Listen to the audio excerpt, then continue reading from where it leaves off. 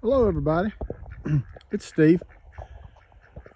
Welcome to the farm, the Redneck Woodshop, and the ongoing Duck Chronicles, where the evil bachelor duck is doing his dead level best to fertilize the fragile eggs of our queen. However, the king's having nothing to do with it, and that's just that. On to other news. We made a little progress with our truck camper, okay? Hadn't been in the garden in a while. Look at my mess. I got one in. See my blackberry bushes? You can probably barely see them on the trellis. There's one on the trellis. There's a grapevine, then a blackberry trellis, and then a few bushes that are not trellised. But they have taken off. I got to do a little bit of work on those. Those are Kiowa, and I hope to get some really good fruit off those this year. Grapes too. But back to the camper. If you'll recall, we built this tub. I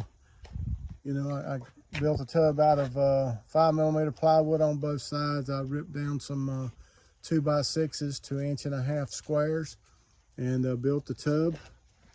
And if you'll look inside it here, there's the inside of it. And then the wing over is going to be built the same way. A couple of supports there. Got the 5mm on it. I'll put probably 5mm on top, not sure. Just getting the framing done, kind of having to do it.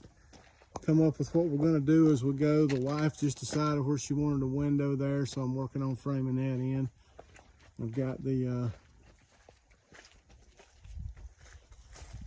door framed in the back, roughly framed in.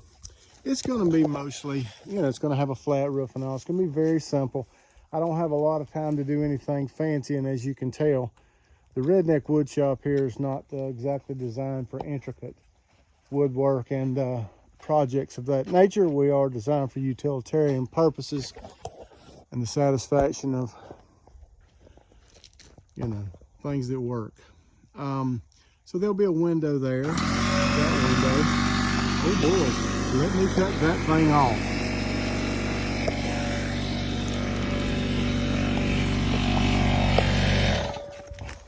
Was that timing or what? That thing ain't running the last hour.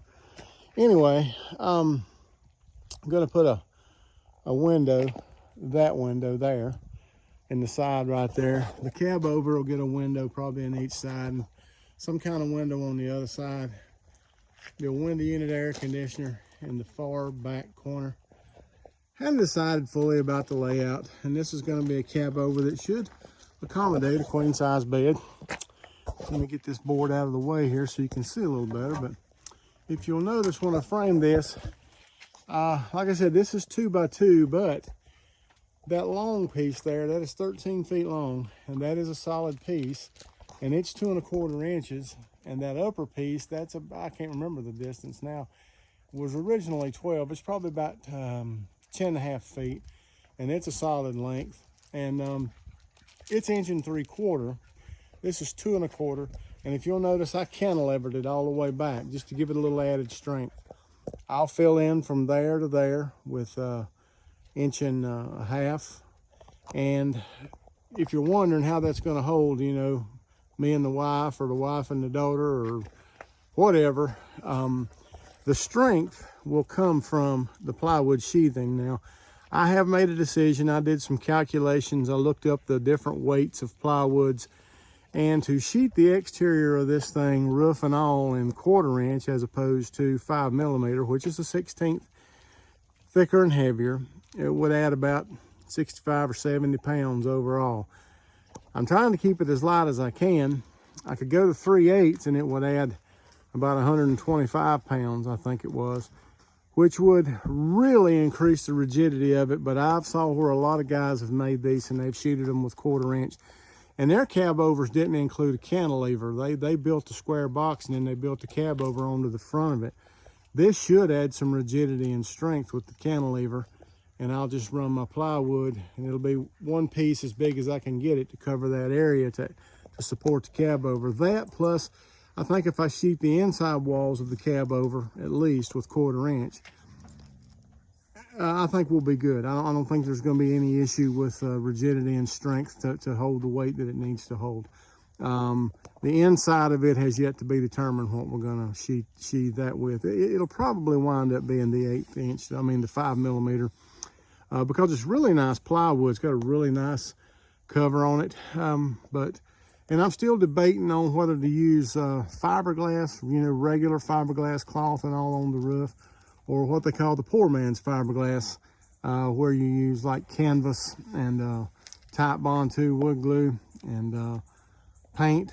I'm hearing people that, they're getting 10 good years out of that before they even need to repaint. And it's certainly it would be cheaper and less messy and easier to do than regular fiberglass and epoxy resin.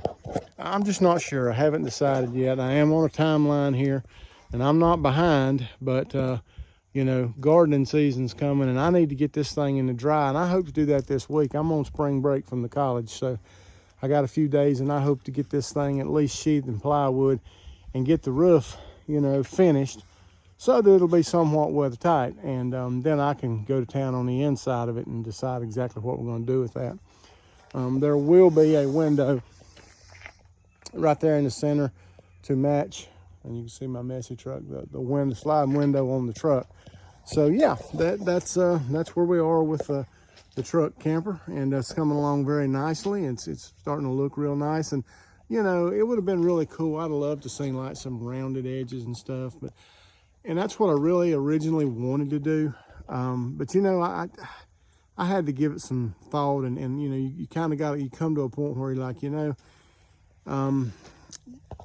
I got to make a decision between aesthetics and practicality, and try to land somewhere in between. I don't want it to look like a square junky box, like it was just thrown together, like something Jed Clampett would have rode into town in.